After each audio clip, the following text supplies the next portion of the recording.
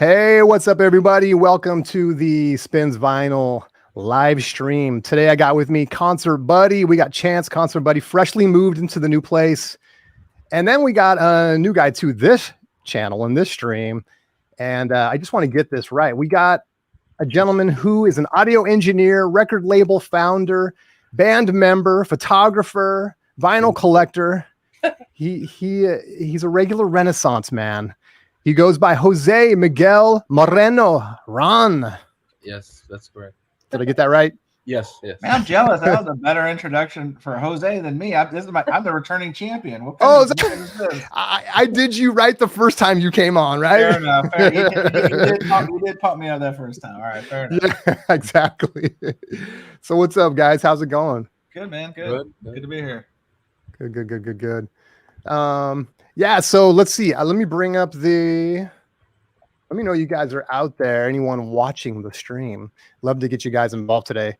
Like the thumbnail says, I just wanted to do kind of a warm and fuzzy about choosing why we choose vinyl over other formats.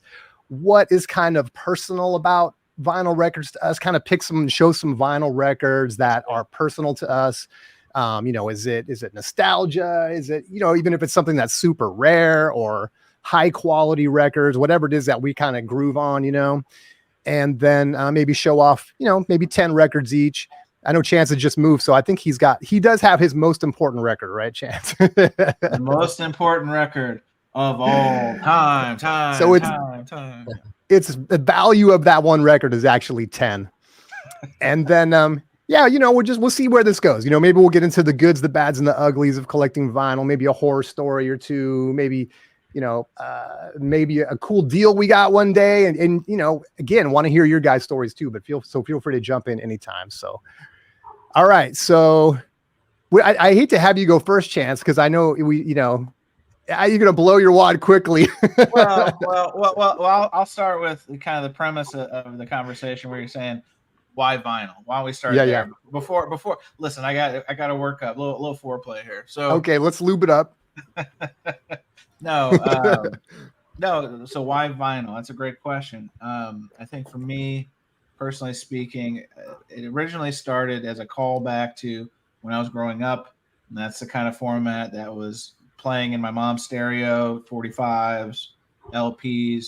Now she did not exactly take care of her record collection, so I didn't learn best practices on what not to do.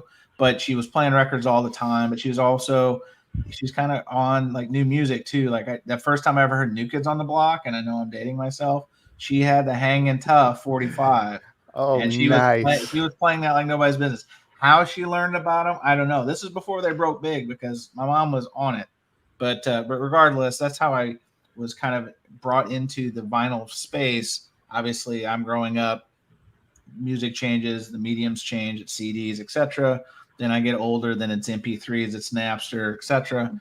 But records were always kind of fondly remembered. In fact, the first precursor I had to get back into vinyl was I started buying record lots on eBay as decorations. I was using record decorations, yeah. So I would buy those like those glass frames, and I had like Prince and the Revolution, Purple Rain. I had Billy Idol, Rebel Yell, those kind of things that were obviously the record. I'll show it here in a little bit.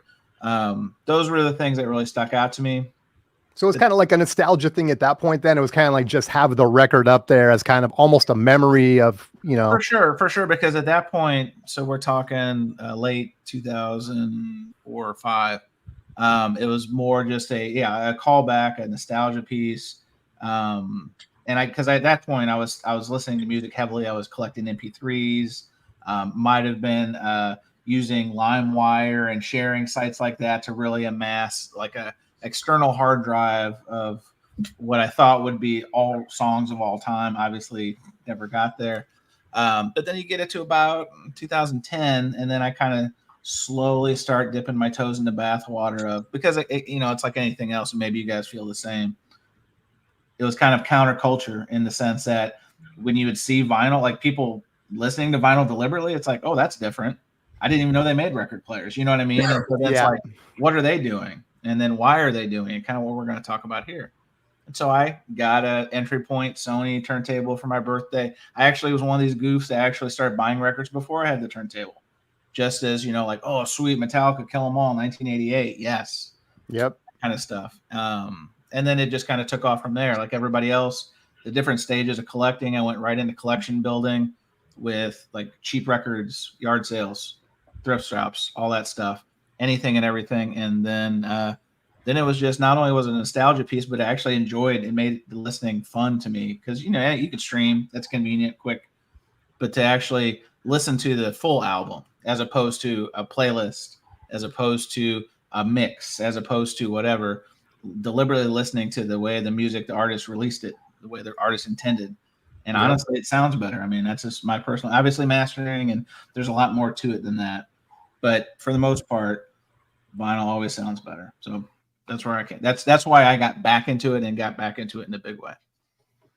Yeah, it's interesting you say that too. And I always think about that too when I buy vinyl. Most of the vinyl I have because it's not just like one hit or something like that, right? It's intentionally sequenced to sound a certain way. Side one sounds like something, side two, because that was really, when you're creating records in the 60s and 70s and 80s, you have that intention in mind. Like someone's going to listen to this on a record or even a cassette tape. It's going to have two sides. They're going to have to flip it over. There's going to be a first song and a last and all that stuff. And so, yeah, I really admire that. And so I even have shown some records where it's like sequencing is really important to some of these. And it becomes more than just about a record of a bunch of songs. It's like a whole journey. It's like ups and downs and all these things that kind of take you through. Sgt. Pepper's, for example, or a lot of concept albums, Frank Zappa did stuff like that, where it's like very intentional, just like what you're saying. So I can totally relate. What about you, Jose? How did you have, was vinyl part of your life when you were young? When did you jump into this? Well, I'm 28, and how it happened for me was that my dad was a CD collector when I was young, and he would take me like to get CDs and movies, and little by little, this was around like 2002, 2003. And I remember we went to visit some family in Miami. And I was in there, somewhere in Florida, a record store over there.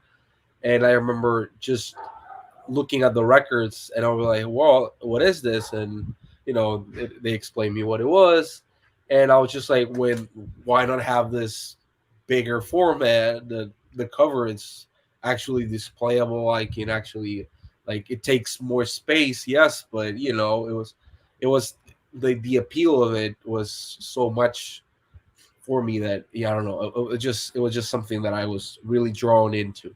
And then I started collecting very young again, but I always had that thing in my mind that I thought it was a great format.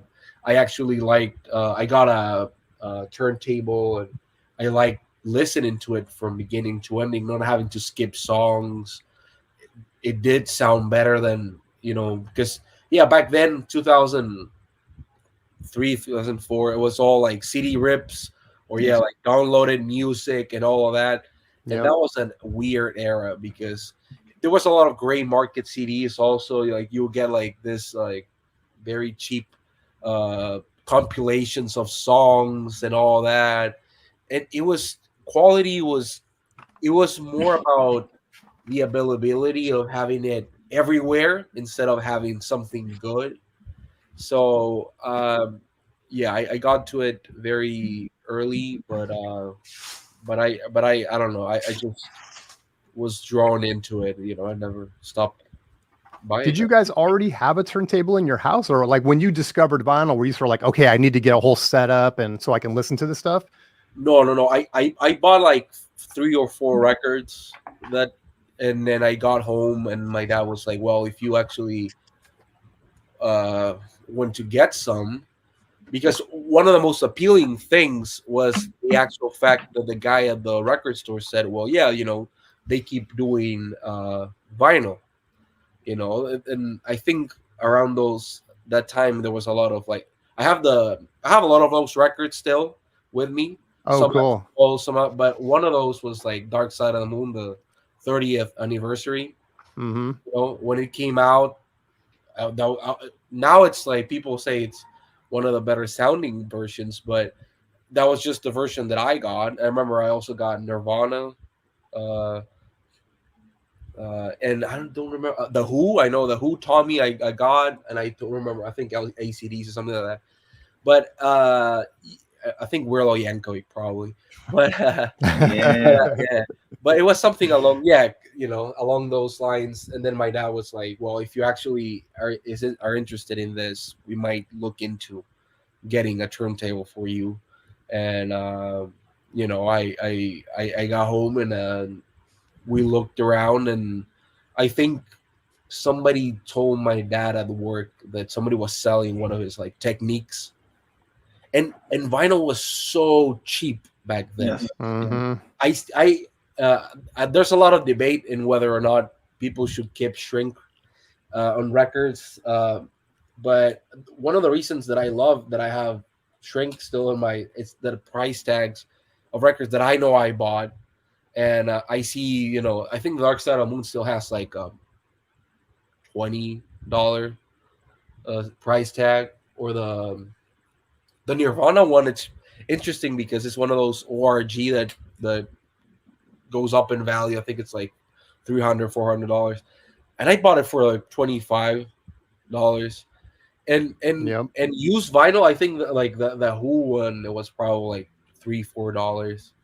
So it was really good to get into it because it was not expensive at all, Yep. So, and then when I got back home, I used to go like those like antiquity stores and just browse around, and there was always records, and there was always something that I sort of remember, or that I saw my dad had in his collection, a little bit of that. And before I deviated from my dad's music taste, one of the reasons was that. And I remember discovering Discogs very early, and I was like clicking, because it's just like, just, oh, what is this? Oh, and then I love that, even from like AC/DC, like, oh, look, it's Brian, what was his first band? Oh, Geordie. Oh, what was this label? Oh, look at all. Yeah. Even that at a young age was very interesting to me, especially Weird Al. Like seeing all the, Weird Al got me into a lot of music. I guess. The parody music, because you I was the same way. Like as a kid coming up, the songs were funny, the hooks were catchy, and then to know that there was actually a real, quote unquote, real song behind that, like a surgeon, right? Like, eat it. I mean, I lost on Jeopardy. The Jeopardy, you know what I mean? It's like that was part of the fun, was unearthing that nest egg of, oh, I really like this song, because I only know them as Weird Al songs. Like, we killed that tape. Like me and my friends, front and back, front and back, front and back, front and back, and then to actually go to deep dive of, okay, what was the song, and then to learn. I think he only had, at least as of years ago, there's only one or two that were true originals, right? That everything else. He has a lot of original. He has like probably like 3 or 4 per record. Okay. But and some sound like parodies, but are not. But yeah, I like, for example, I remember all those polka medals. Polka Party, yeah, yep. I remember like Modest Mouse was there, and I remember Beck was definitely there. The Presidents of the United States of America. I was very young, and that's the type of music I was listening to. Like funny, quirky stuff, and that got me into that. That was the time that Johnny Marr, the guitar player for the Smiths, was in Modest Mouse. So that I used to make those type of connections, Mm-hmm. And I was starting to learn the guitar and everything. So it made sense that a lot of things were like, oh, what is this? Oh, it's a 12-string guitar. So I got obsessed with that sound, and I was like, well, what are the songs that people play on that? And you get the classical stuff, right? Like, Wish You Were Here. Stairway to Heaven. Yeah. Wish You Were Here, the Birds. And then I was like, oh, Talking Heads plays 12 string on their first record. Oh, that's pretty interesting. And then you sort of start find out, like, oh, Jimmy Page on Led Zeppelin 3 and Tangerine. Oh, but that's another instrument. It's a 12-string guitar, but it's a Brazilian type 12-string guitar. And you get all these things, and I it's fun. Vinyl is one of those things where if you like overthinking and just getting down rabbit holes and connecting all the dots like you can, right? It's just what, like you said, I'm still learning stuff about bands and musicians that I thought I knew everything about. And then you come and find out that no, there's like 3 other bands this person was a part of, or, other groups they sat in with. And it's endless. And yeah, it does make it super fun to collect for. Well, especially because like, if you think about the actual album covers, the actual art, and then you have those inner sleeves, right? The liner notes, like all that stuff. And I'm even talking before you could use like the computers to do a lot of the research for you. It's gotten a lot easier. Yeah. But back, think back 10, 15, 20 years ago. I mean, it was literally like you're talking about, like maybe you would read something about somebody in the liner notes, and then you would go on to find however you'd find it. Maybe Yahoo, maybe you could use a little bit of computer. And then, continue to pull on that string. And then next thing you know, you find out that their first band was with like Lemmy from Motorhead. And you're like, wow, who would have known, right? Yeah. And then it just seems too is like, it's with a lot of stuff like that I've dug down, rabbit holes I get down, there's almost always a point where something is either impossible to find or way too expensive. And it's like, no, like it's almost no way to complete something even, you know what I mean? So it's kind of like you're going good, you're in the groove and all this stuff. And then boom, it's like, wait, how do I get this? Where do I find this? Or it's only pressed in a certain country and they only made 15 of them. And then the pressing pan exploded. And then the story is awesome. And then you're like, even worse. Now, you're definitely not going to be able to track that down. Yeah, exactly. There's some like super low definition version of it on YouTube or something, and it's like, and the beginning and the end is cut off, or just some crazy thing. Are you guys familiar with that? So back in the 80s, and again, I only learned this through my obsession about the hobby nowadays. In like the 80s, they had like promotional giveaways, particularly fast food restaurants. And there's the famous one, McDonald's had that character, the moon face guy, Mac Delight. Oh yeah. You ever seen that? Oh, so apparently they're releasing albums with Mac Delight and artists and stuff you'd never hear again. That's when it gets really sick. When you find out about that, and then you're like, how do I get those?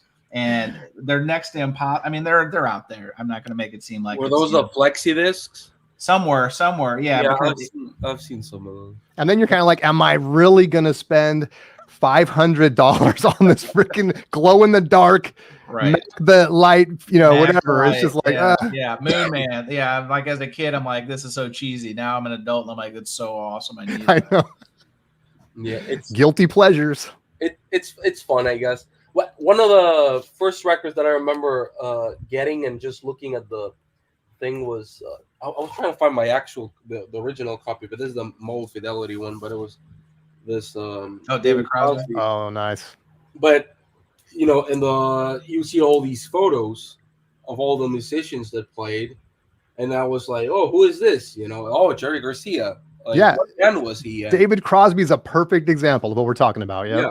The Few Lesh. Oh, they were in a band called the Grateful Dead. Oh, that sounds, to me, that's one of the best names for a band that's ever existed. I just love the name.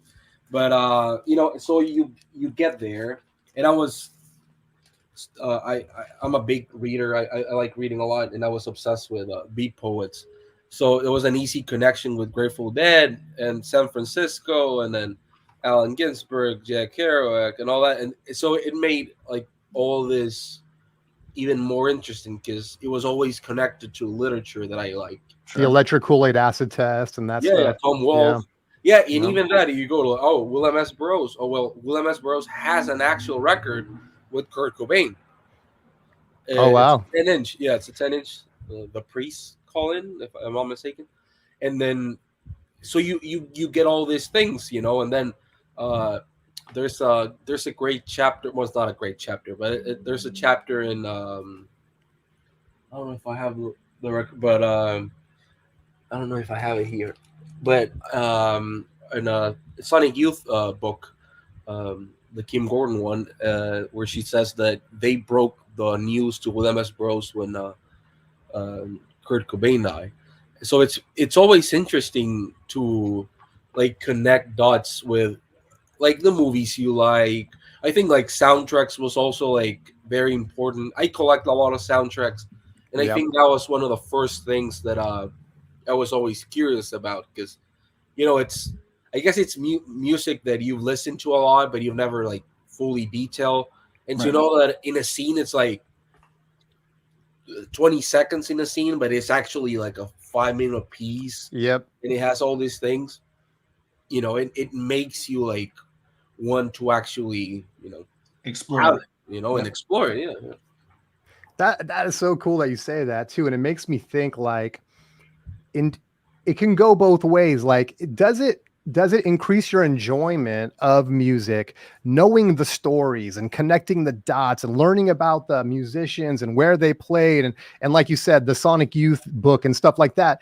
And can that work against an artist if their story's not so great, or if they something, you know what I mean? Like something happens that, controversial or something. Can Or like that Eric turn you off? Clapton, who's arguably not a great guy, but a great guitar player. And then you start peeling back the layers of, okay, not a great guy, stole his mate's wife, all these kind of things. And then you really start peeling back the layers of his catalog and like definitely a talented musician, one of my favorites. But I think I told this story somewhere else. I went to a Clapton show the other night, and 5 of the songs he performed were cover songs. Yeah. And it was like, I hadn't really thought of it until that moment. I'm like, that's actually J.J. Cale's song. That's actually Robert Johnson's Crossroads Blues. Yeah, he does that. Yep. You know what I mean? And so to think that literally some of the guy's biggest hits were actually other people's songs, it makes you kind of reevaluate. Again, I still like him. Clapton's God, all that stuff. But yeah, exactly what you're talking about, Jason, is that just one little string, and when you start pulling on it, and then you're kind of like, oh, really? Had no idea. Cross string. Oh, okay. And then the whole blues rock thing too is really its own beast. I have this book right here, which granted I've not finished it, but it's called Just Around Midnight: Rock and Roll and the Racial Imagination. We got Chuck Berry and oh my God, of course, Rolling Stones lead singer is Mick Jagger. And so, and it really is kind of about that and sort of like where those lines cross. And there's a lot of musicians that gave credit to credit was due, and even sort of ignited certain artists' careers. Sure. And would have them on stage with them. And then they ended up having a whole second career after that. And so it's kind of like, it's such a tangled web, just specifically what you're talking about like Clapton is a good example too, except that Clapton is someone that really gives credit as far as I've seen. He does, yeah. Coming out in interviews and just being like, hey man, this is not our music necessarily. Like, I know you're hearing it from us, but it's like, this goes back and trying to really give credit where credit is due. And so the one that gets me is Led Zeppelin. And like, I never knew like a lot of the stuff, like, and it's not just the fact that maybe you covered something or you ripped something up. It's creative license. Yes. It's that you're concealing it. Like, just say like, yeah, you know what? Hey man, this was inspired by this person, and stuff. It's like, that's what annoys me. Yeah.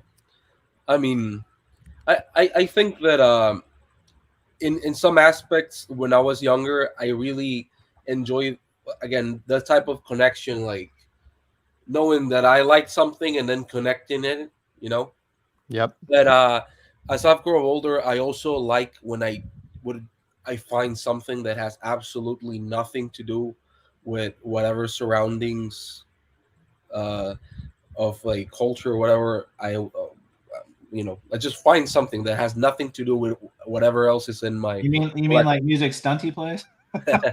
Yeah, well, I have a record label and I release noise music and experimental music, and I'm always happy to talk about every genre that I also enjoy. But it's sometimes very interesting to me that I feel it's very human to get like wanting to get a connection. Of course. So even with things that doesn't remind you of anything, it's also enjoyable to see you through it. because you will have a connection to it. Well, you make a new connection to it, right? Yes, Like I'm sure you guys can relate. There's been music that exactly what you're talking about, Jose.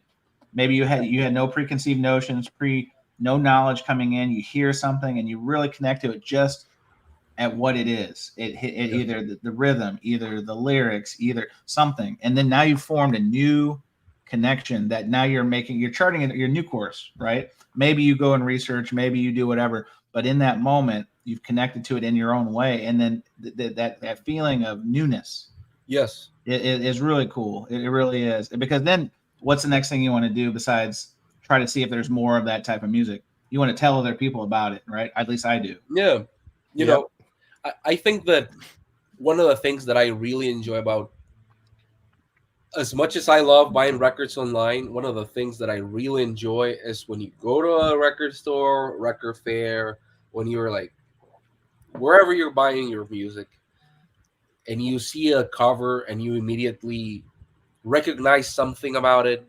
Sure. Well, even if it's just like, oh, I know this photographer, or I know the person that draws this, or this looks like a prog record I might enjoy. You know, I know they always say like, don't judge a book by its cover, but I sort of think with music, album covers do have this sort of feeling, you know, about it. It's very beautiful, and I think that, for example, there's a lot of records that I really enjoy the cover that I was drawn into, and then I listened to the music. That was the hook. Yeah. Liked it.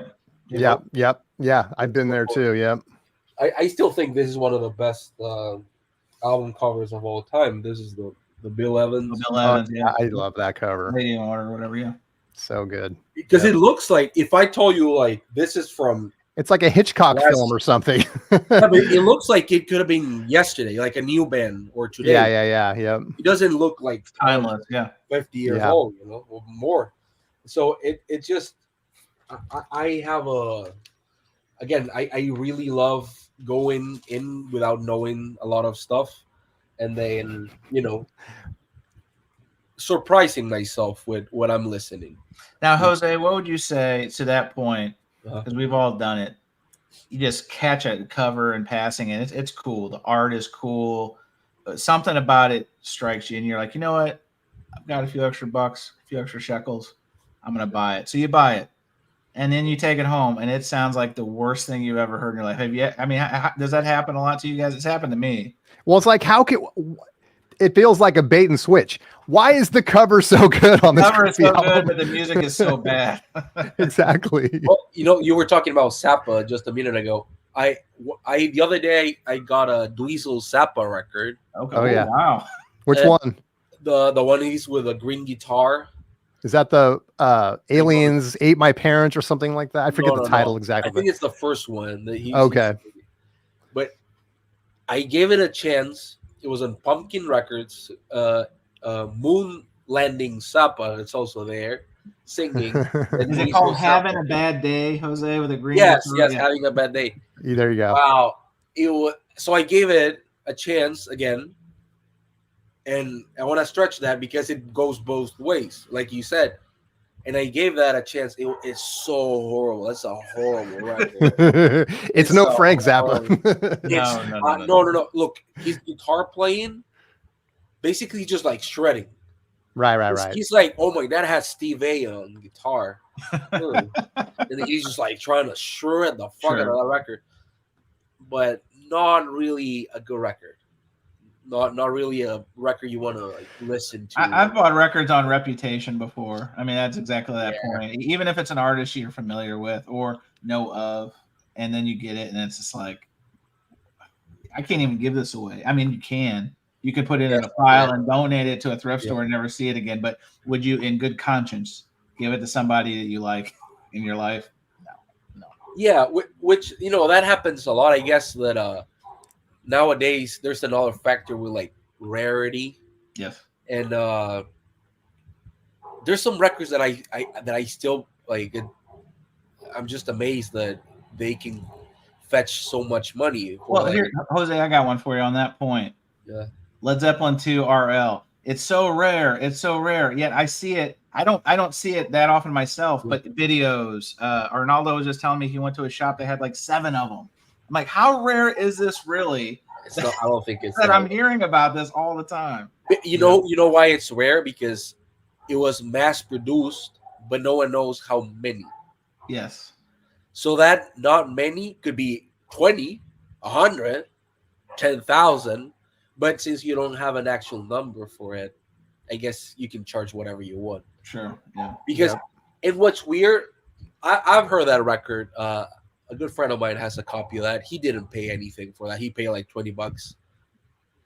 He didn't even know that it was the RL till like much later. He was like, "Oh, look! Oh, I think I have it." And we were listening to it, and it's a great listen and everything, but it just basically caught very loud.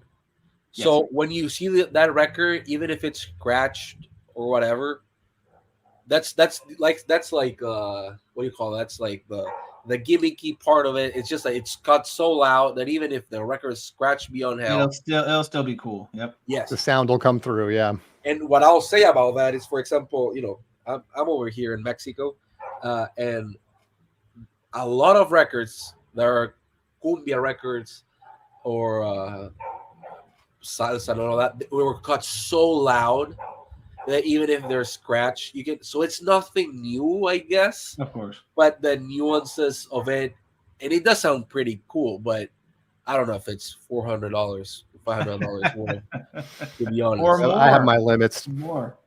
Yeah.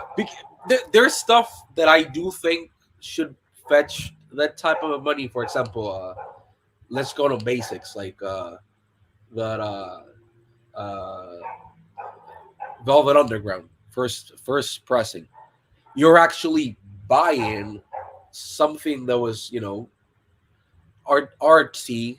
It's it has Andy Warhol's name on it, so you could actually put it up there like it's an actual piece of art.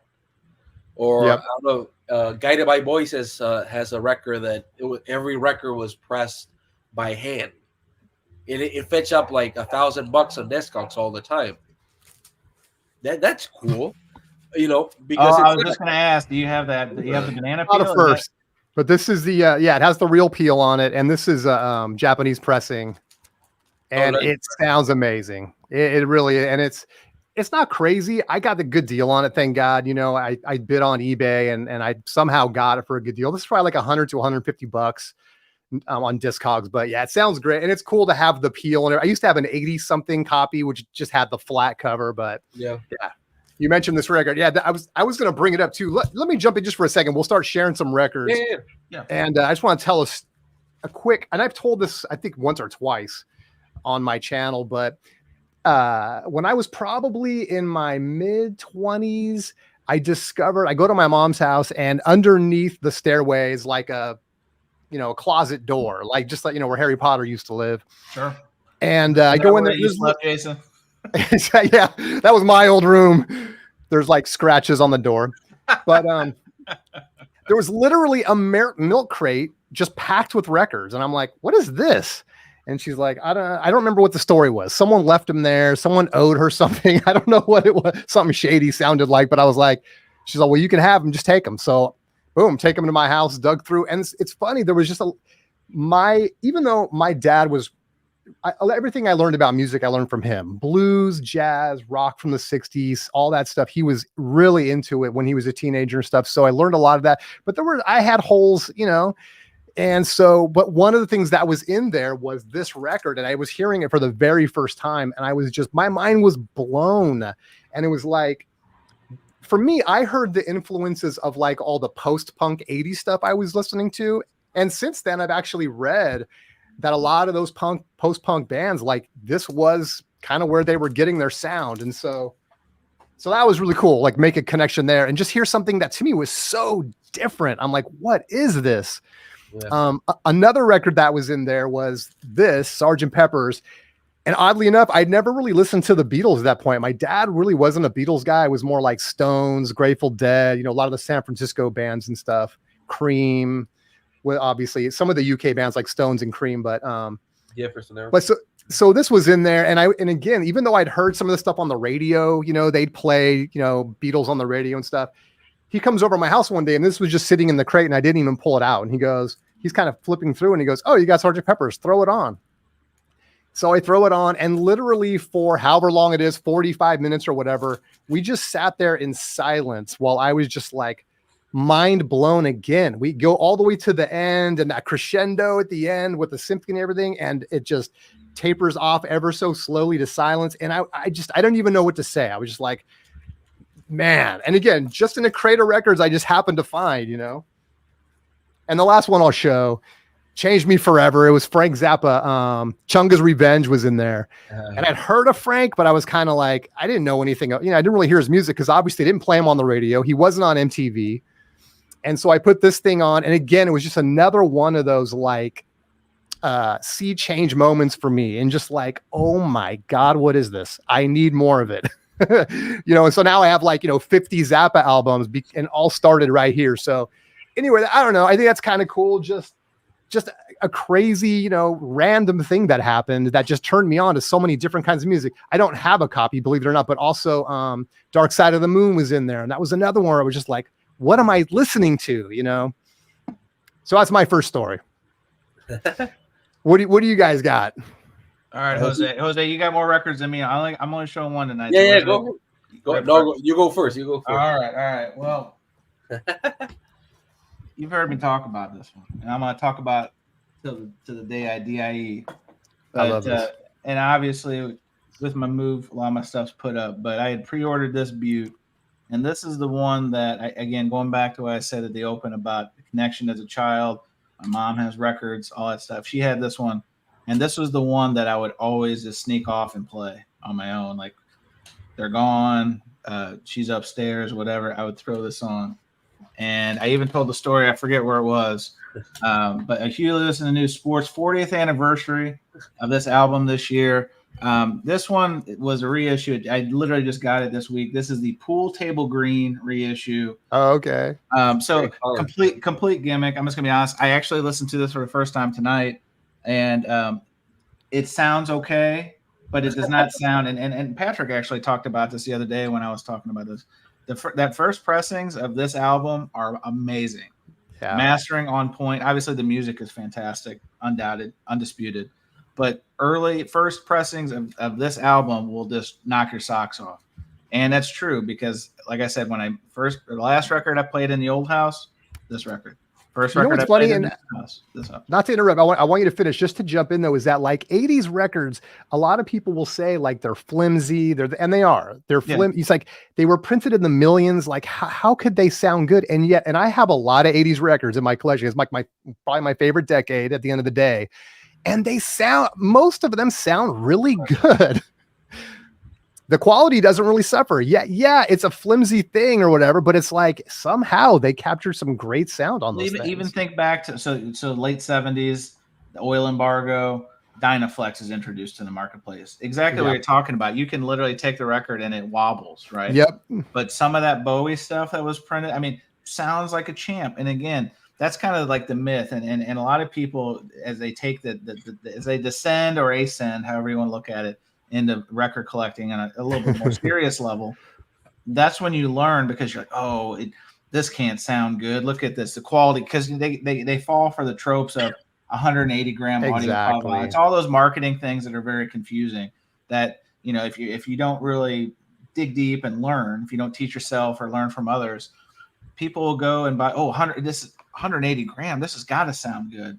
Not so fast. Mm-hmm. All about the mastering, all about how they record it. There's so much more in the ingredients of that than the actual. It's like a pie.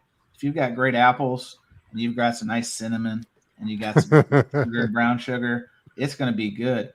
If it's 180 gram crust, even better. Cool.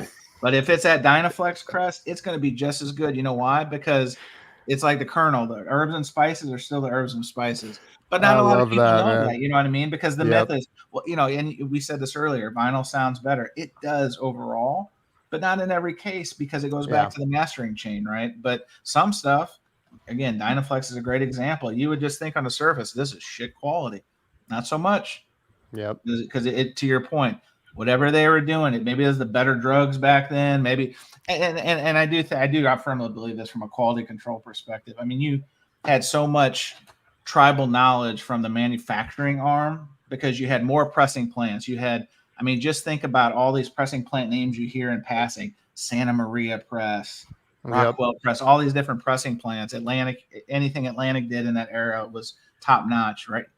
You don't hear that anymore because we had that desert, like Jose was talking about. Even though they're making vinyl in the 90s and 2000s, there was what, maybe a handful of pressing plants, and those people who are running them, less machines.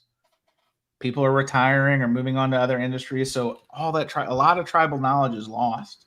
And well, I think it's worse. That is a great point.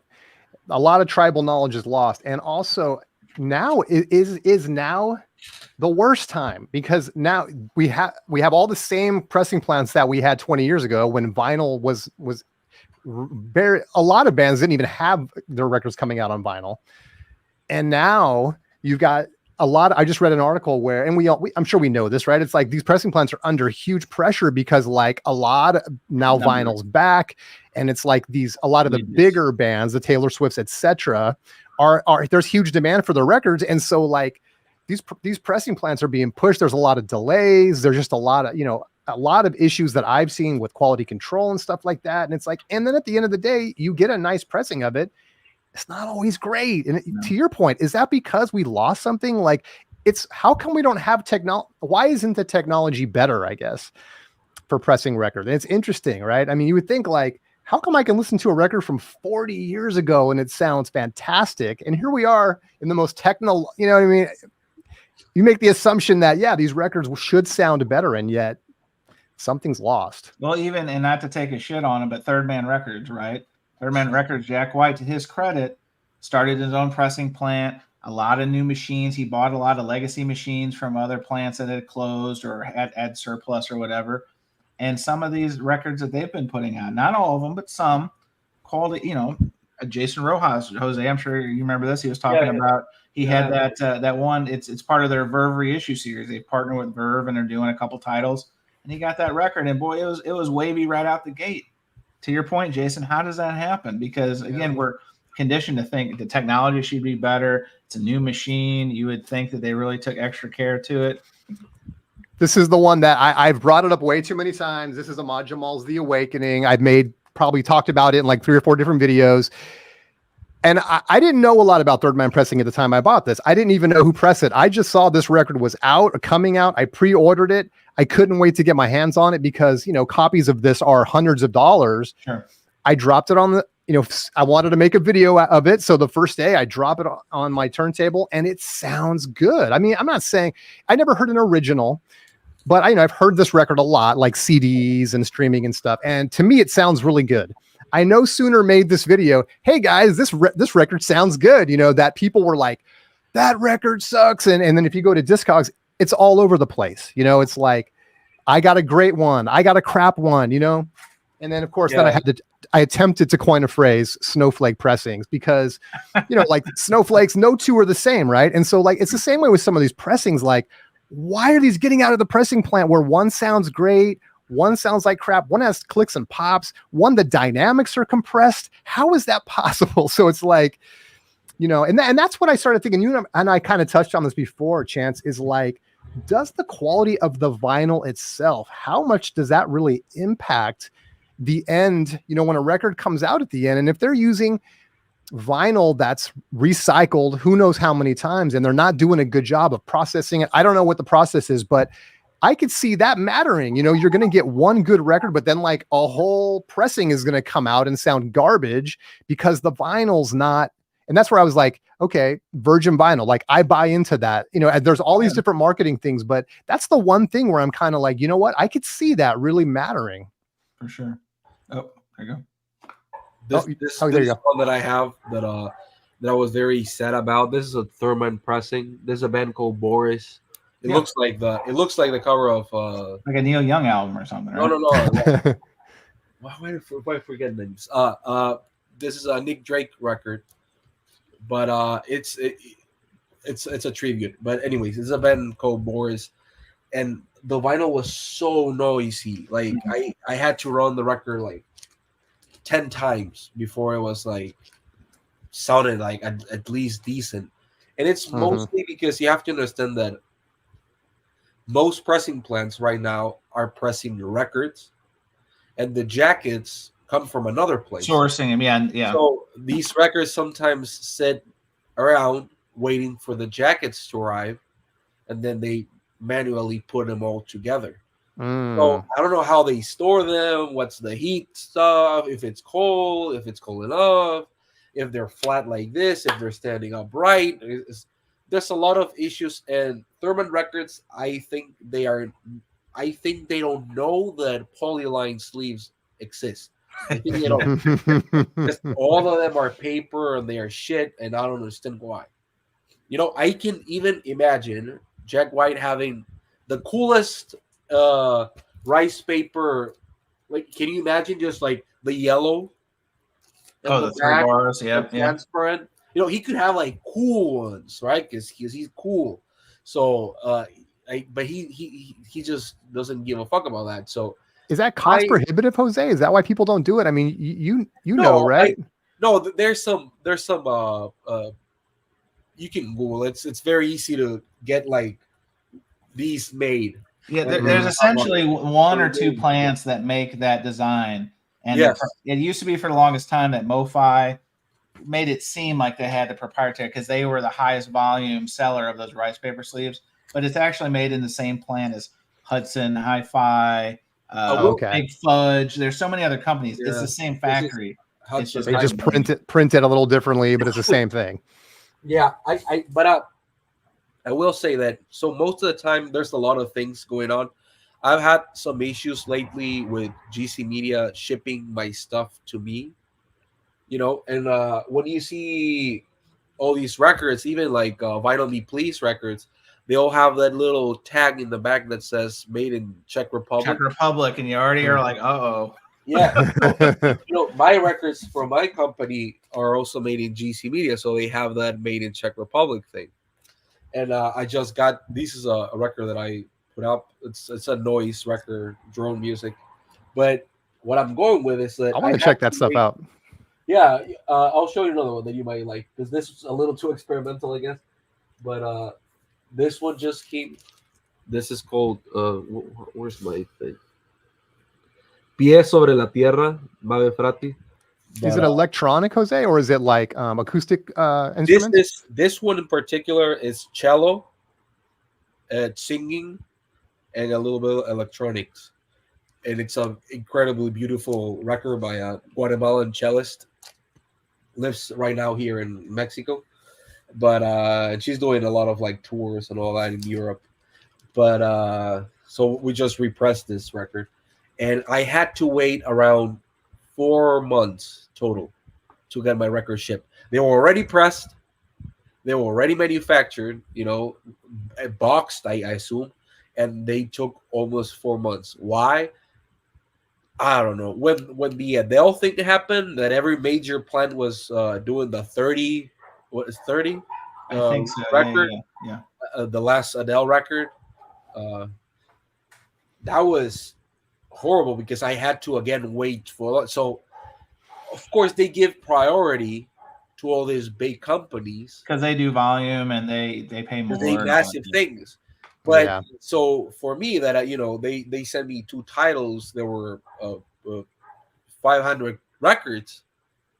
It's for them. It's just like I don't I'll just do it later, and it's very stressful.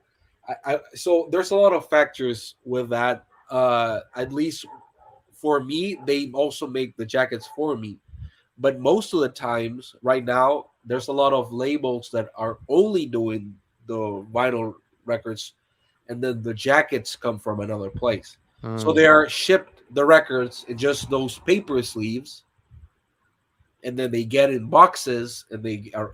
But Jack White probably has those records, manufacture them probably when the jackets are there, and they put it in. To be honest, I don't know what's up with them. I've never been to the shop. I don't know anything. Mm-hmm. They do some interesting stuff. They have one of my favorite bands of all time, Sleep, on their label right now, and they done like like weed, pressed vinyl, Right. all that. Yeah, they're really pushing the boundaries. They had the in Blunderbuss, he had that hologram pressed into the dead wax. I mean, really, to what you're talking about, Jason, like the technology you would think would advance. I mean, Jack White, to his credit, is trying a lot of really unique application techniques, different little, I think there was one record he had where it played backwards, because that was always a thing. Oh, you play it backwards. Oh yeah. Deliberately Yeah, play from backwards. the inside out. Yes. Yeah. Out, yes. Mm-hmm. And in on the middle groove, we had like a 78. That's right. It was, the 78. I heard about that. Yeah. Yep. For example, this is a record. This is Bill Callahan live at Thurman Records, and I think that's pretty cool. I mean, he records the artists while they're there. Yeah. And immediately after the thing, the record's already pressed, and they can buy copies, if I'm not mistaken. And I like that, and I enjoy that, and I think it has helped a lot. When vinyl started coming out, something I can, I'll start showing some stuff.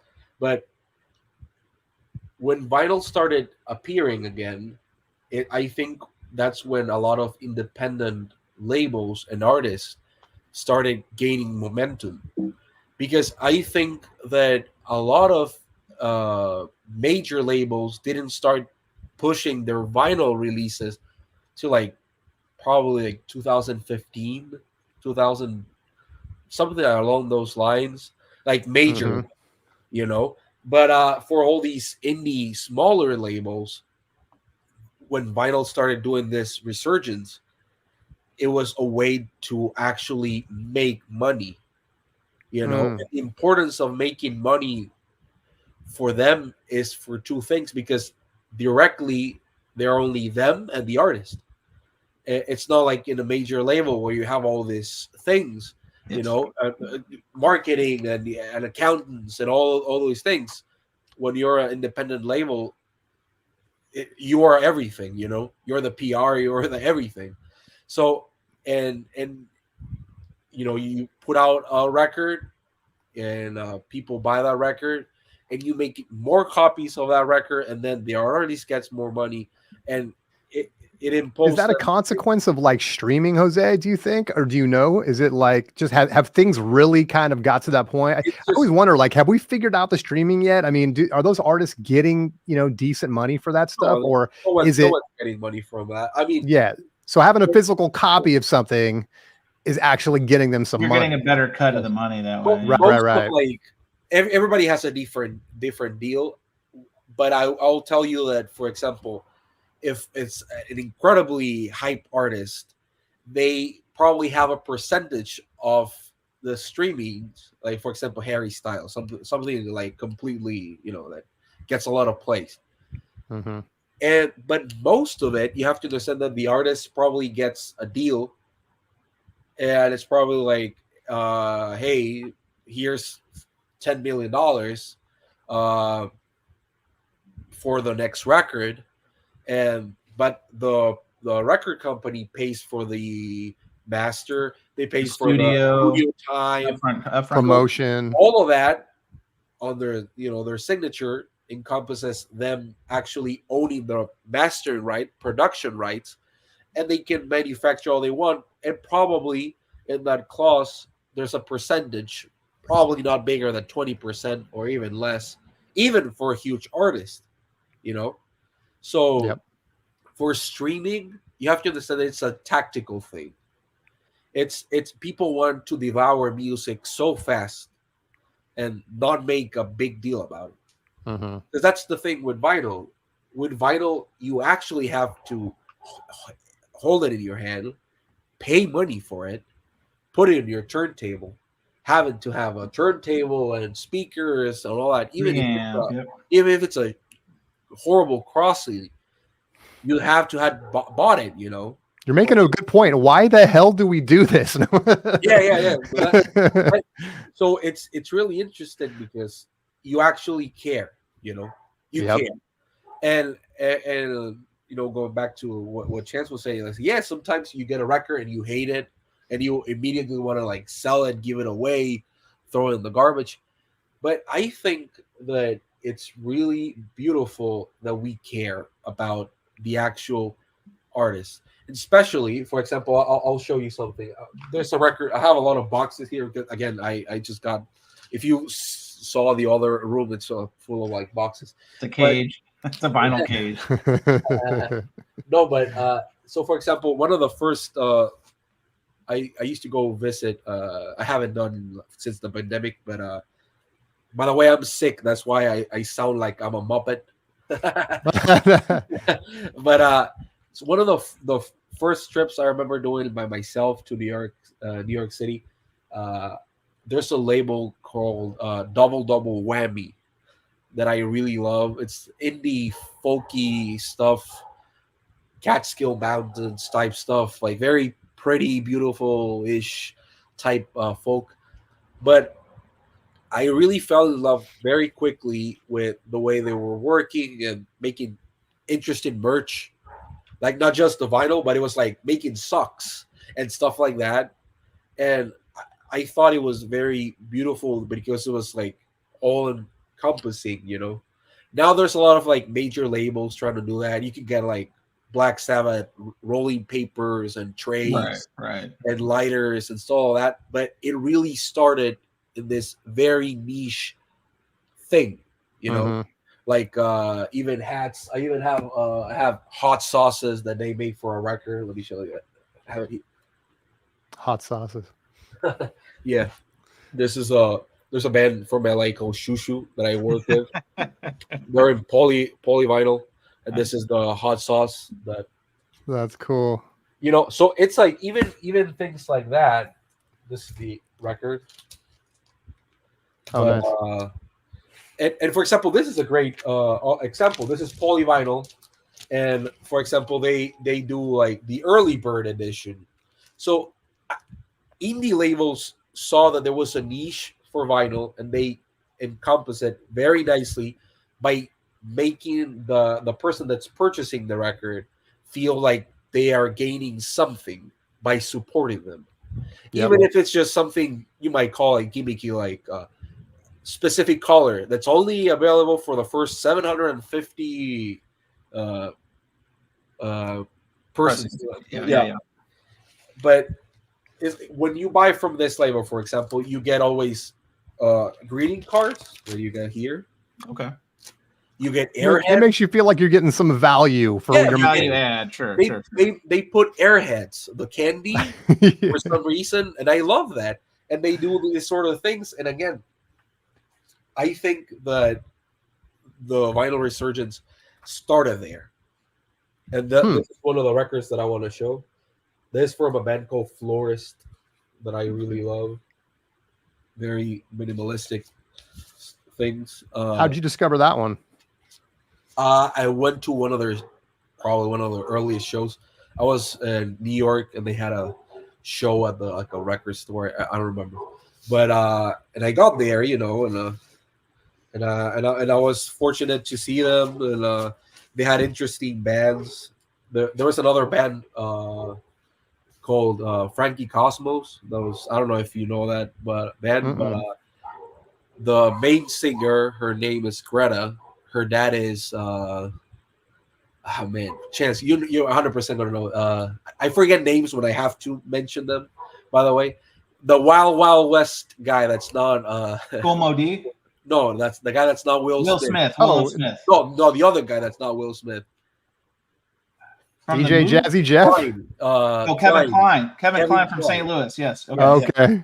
So Kevin Klein has a daughter, and she makes like something called anti-folk, which is make like folk music but with a guitar, and not really going there. It's more like, you know, like making poetry in your bedroom and making this small 2-minute love songs and stuff like that. And it really made me think, like, you know what, this type of music is maybe a little niche, but it just feels like all these big productions and big things, and there's all these people starting to record in their bedroom, and I love it. And there's somebody supporting them. I thought it was wonderful. People recording in the room, people probably mixing it in their laptop or whatever, 10-year-old desktop. and somebody out there saying, I want to release this. And I thought it was, very beautiful. And I'm an audio engineer. I started studying audio engineer around that time, and I own a record label, and something that really pushes me for vinyl is something that I really feel like you're actually supporting a band, especially with independent artists. Sure. When you go to a show and you see their record there, if it's $25, you just pay for gas, eating a little food on the road, even if it's a pack of cigarettes, a chewing gum, next year a pedal, a guitar, anything, you're actually helping, Yeah, that's cool. That I think it feels very, good, I actually had a situation like that come up for me recently. I actually, my last video was about a guy that reached out to me. It's a little different in the sense that he had a band in Tampa Bay back in the late 80s and early 90s. And it was like a rock band, a metal band. And he reached out to me and he's like, I had this band back in the day. It didn't really ever get a chance to get off. He was well known in Tampa and even around the country and stuff. But while other bands were, first of all, it was terrible timing. He was doing like, a metal band in the late 80s when like grunge was just about to happen. And a lot of that hair metal and stuff goes away. Right. And so it was just kind of, yeah. And so it's like the worst time to try to start that kind of a band. But anyway, that was the feeling I had, was like, here's a guy that his passion was to have this band and stuff. And so I looked at the bio and I just started learning about listening to the music. The music sounds great. It's not that it didn't take off because of the music. It's just because it just wasn't in vogue or whatever at that particular time. And so, yeah, I was like, it was really cool to make a video about it because, to your point, it was just like similar to like what you're saying, Jose, is that, yeah, maybe this was like 35 years ago, but this at the same time, it was the same story, a band trying to get on their feet, And so anyway, I just thought it was really cool. It was kind of touching, to have the opportunity to try to bring attention to something like that. Yeah. And, something that I will say is that you reach a point when you collect records that you also start doing a curation, Yes. It's like, it's no longer just collecting records you like, but it also, you find stuff and you also feel like sort of like a historian, right? Like, oh, I got this record, like empty shape, and you always see it beat it up. And it feels good to have that sort of thing where and sometimes it happens to me, I have a friend that he always tells me, oh, I uploaded that to Discogs, and I know there's a certain niche to that, but I also think that it's incredible when you find something that it's not up there yet. Yeah. And for example, I'll give you a little example that when I was studying at university, something that I really wanted to try was to get a record that I knew existed. I didn't know how many copies there were. I saw some places floating around. Pop Psych said that there were like some people selling it, and it was always like someone in Europe that had it or whatever. This is a very niche record. I'm just showing it because it's like, again, historically, and for me, it also sure. This is a poet I'm from El Salvador. This is a poet from El Salvador called Roque Dalton. Oh yeah, you've shown that before somewhere. Yeah. I've seen you. Yeah. So I got this record, and I asked. This was originally going to be a project when I was in the university to try to press it or get a copy and like do like a nice needle drop of it and try to do it. It didn't happen when I was over there, and it still hasn't happened. But I reached out to the poet's sons, and they didn't have anything. No copies. Nobody knew how many copies they were made. Anything. It was not on Discogs. So I found someone that had a copy for $800. Wow. And I was broke beyond hell. I saved up like 6 months. I didn't need anything. Let me go close the window.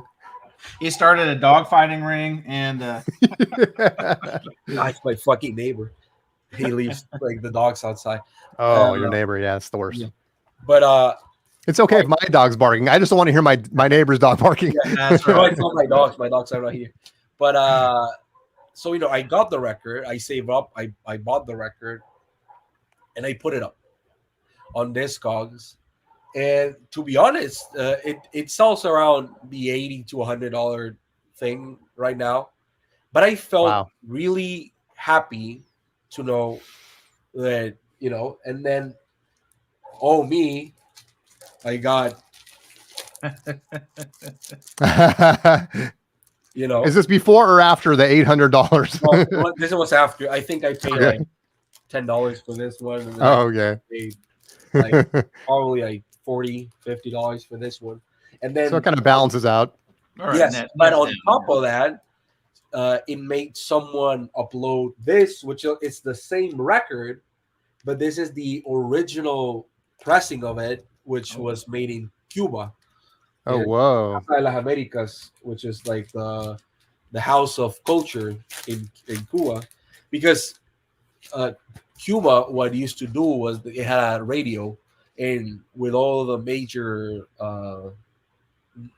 nothing political, just the major writers of the time. Here in Mexico, they also did it. Was they were really obsessed with recording the voice of the writers. It was something that they were like, how does it sound?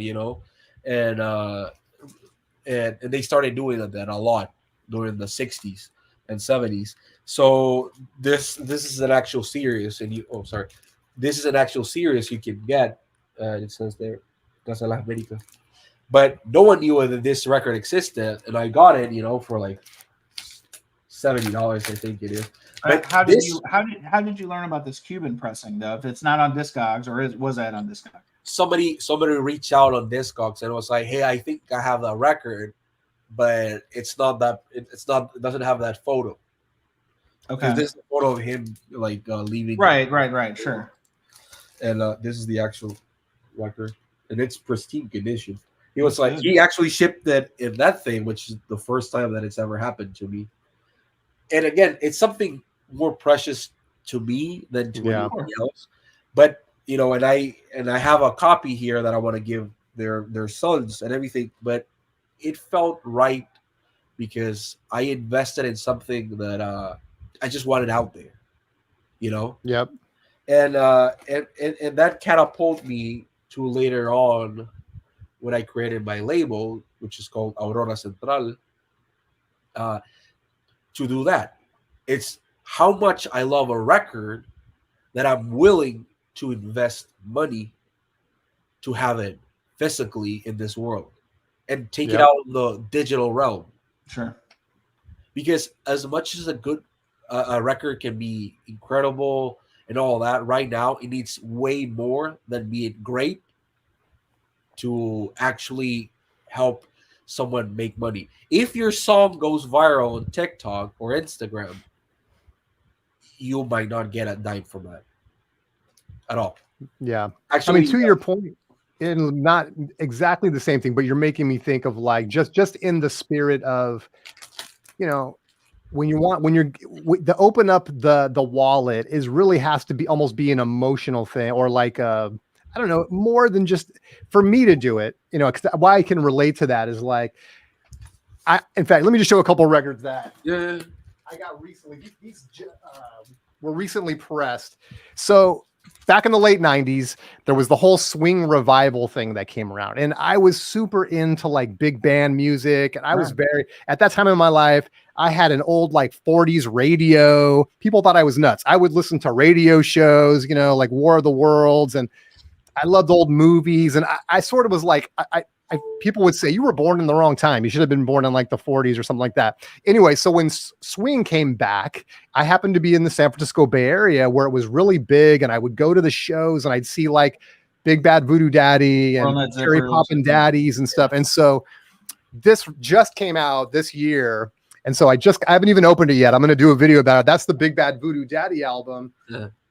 The reason why this makes me think of what you're saying is that like there's a lot of people in the vinyl community. This doesn't mean anything to them, That's right? right. It's like, it's very personal to me in the sense that, like, you know, my son was young at that time. He was like, 8 or 9 years old. I take him to the shows with me. So there's all this like baggage that when I see this, I'm like, and the thing is, this is a reissue that, it was, these were very expensive. So to have it come out as a reissue is like really exciting.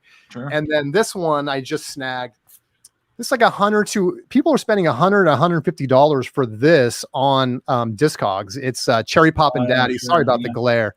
Cherry Poppin' Daddy's Zoot Suit Riot. Yeah. And so this was pressed, and you can buy these on the website signed, and then for like $30. And so I'm like, yes, please, I'll take that. So it means so much to me. Like, again, the average person is not going to care, but it's like, and it's not that expensive, so it cost almost doesn't even factor in. It doesn't, for me, it's really just about like, the emotion behind it, the history behind it, and all of that stuff will either make me, buy something that really it doesn't have any value, or maybe shell out a few $100s for something. It all of it really is wrapped up in that, my connection to it. Yeah. For example, I'll show you something. My camera is freezing, I think. You're good. Let me show you something. This is a beat up record that I found like a month ago. Let me put You're good. Camera's working. Yeah, you're good. You can see me, right? Yeah, Yep. yeah. You're moving and everything. Well, from my perspective, I'm not. Oh, we can see you. You're good.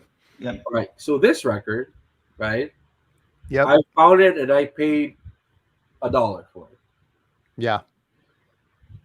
What got me interested was the fact that it's, when you're like, from my perspective, it's a photo that somebody stamped over a record that was already. Oh, sure. But it does have like a back cover, right? Uh-huh. And the record itself has like a, the actual music and everything. Mm-hmm. But what I was going for is like this probably, and you could see like it was like stamped this way because it looks like somebody cut a knife in the photo here where the record. So literally made each one piece by piece. Yes. So I don't know anything about the record. I can't find anything online or anything. It's actually a pretty interesting record. It's just 3 female vocalists and somebody playing acoustic guitar. It's not a big thing. And I know it's probably not worth anything, but what I mean is that your collection is your collection because it's what you are interested in. Sure. Yeah. And I think sometimes in the VC we forget that a lot because we always want to talk about the Led Zeppelin, the Pink Floyd issues, and all this, but if something is you're really passionate about something, I rather listen to that than something that I've listened to a million times, Right. If you ask me if I like Dark Side of the Moon, I don't. But and most people when they hear that, it's probably that's my opinion. But I enjoy the discussion about it. I can talk about it in the form of the discussion, I think. But I think that people really do forget the fact that it's their collection because it means something, to you.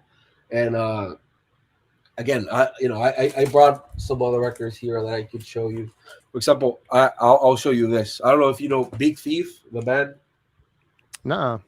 No, this is a indie. I've heard the band. name. Cool Yeah, cover. the name. Yep. Yeah. So, for example, I was in New York. I had my camera on and everything, and this band was on this label. You might know. It's a Saddle Creek, which is the guy from Bright Eyes. I don't know if you know that. Oh, Connor Obers. Yeah. Yes. So I was there and taking photos, and the band didn't have any money or anything to pay me for the photos, so they gave me this record, and it's signed by the whole band. Oh, nice. So That's cool. And they gave me a shirt, and I took photos of it. And this is a band that's, Pitchfork, every time they release a single, right, they put out, it's majorly and everything. you name it, whatever late night talk show host, they'll be there, and Mhm. it's interesting, to see a band early on, and everybody that was at that show was just like a release show. Bought their record, got their merch. I got another record for a friend, so I even ended up not even getting any money, but even spending more. But I really enjoyed it. And again, it goes back to saying that record collections should also always have you. If you don't have records that really mean anything to you, I would suggest stopping buying collecting records, because this is not a hobby to show off. I know we do it all the time, and Yeah. it's interesting. But again, I think there was an interesting moment a few months ago when it was like the 10 records you listened to the most, Mm-hmm. and you actually saw that most people that were only talking about this or that, what they're really listening to, it's very specific Mhm. to their own. And I thought it was pretty interesting because every video that I saw, even from the big channels, as we call them, it was interesting that none of them really listen to what they're advertising every single day, And I think that this is a great hobby to lose yourself, and but you have to, you have to put your soul into it. You have to. Oh, I have this affection when I was a kid, and that's fine. I think nostalgia is not bad when collecting records. I think it's also very important to move on and listen to new things. Evolve. Yep. Yeah. But you have to have some ground that you really love, and keep it with you, because it reminds you also, like, always, like, why you do it. It centers you. Yeah. The foundation centers you. I agree with that. Yeah. And fight for me is just fighting we records that I don't know anything about. That's something that's always appealed to me. And again, with the covers and everything, I think that sometimes you got this is a I'll show you this. For example, this is Guided by Voices, Yeah. Yeah. Dayton, Ohio. When I was a kid, I got a VHS of their Watch Me Jumpstart, a documentary. I don't know why I picked it up. I didn't know anything about the band. I saw it. I really liked it. And something clicked. It was like recorded on tape decks, Tascams, and it was just there's certain type of music that you really just of artists that you just really wanted out there, and they did anything possible to release it, and I really love that. And so again, I think that it's very important to maintain the love that you have for the music you like in your journey to discovering all this stuff. Do you think there's something about, and we can wrap it up here in the next few minutes, but you're just making me think, is there something to, in terms of being, it's like I did a video, about like cringe records, or like hidden what is it, just cringe stuff that you wouldn't necessarily share. I'm very proud, by the way, of Chance showing off Huey Lewis, man. Like, just he owns it. He owns it. Yeah. And I love Huey Lewis. I love that record, by the way.